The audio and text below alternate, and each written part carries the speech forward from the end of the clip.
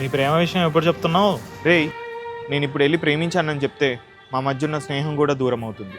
ఆ స్నేహానికి ద్రోహం చేయలేను. తన కోసం నేను ఎదురు చూస్తాను, ఎదురు చూస్తూనే ఉండిపోతాను. ఒకవేళ తన ప్రేమ గెలుచుకుంటే తన వాడిని అవుతాను, లేదా ఇలానే మిగిలిపోతాను.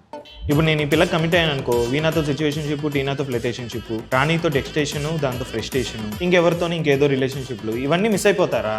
దీని బదులు ఏ కమిట్మెంట్ లేకుండా హ్యాపీగా సింగిల్గా ఉన్నాం మావా. హలో నిధి, తను నిన్ను మోసం చేస్తుందేమో. రేయ్, నా ఈ తులసి కోట అంత పవిత్రమైనదిరా. తనకి నా గుండెలో ఎప్పుడో కోట కట్టాను. తను నాకు ఇచ్చిన మాట తప్పదు. ఆ స్కోప్ ఇవ్వకూడదని స్క్రీన్ షాట్స్తో రెడీగా ఉన్నా. తన జ్ఞాపకంగా మిగిలింది ఈ ఫోటో ఒక్కటేరా.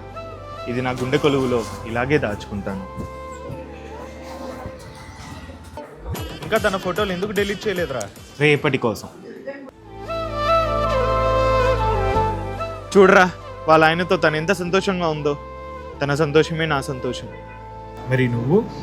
నేను ఇలానే ఉండిపోతాను రా, అలా శూన్యంలోకి వెళ్ళిపోతాను. స్టాక్ చేయడం ఏంట్రా? స్టాక్ చేయడం దాన్ని తెలుసుకోవడం అంటారు. అలా తెలుసుకున్నాను కాబట్టి ఆ పిల్లకి ఎంగేజ్మెంట్ అయిందని కూడా తెలిసింది. చూడు మా వాడు అంకుల్ లాగున్నాడు. ఆయన మనకి టీనా ఉందిగా. హలో టీనా, ఈరోజు ఫ్రీనా? మరి రానా? వస్తున్నా. సరికొత్త షార్ట్ సిరీస్ ఓటీటీ ఎపిసోడ్ 2 నిమిషాలు మాత్రమే. డౌన్లోడ్ చాయ్ షార్ట్స్ ఇచ్చట హై అవ్వండి.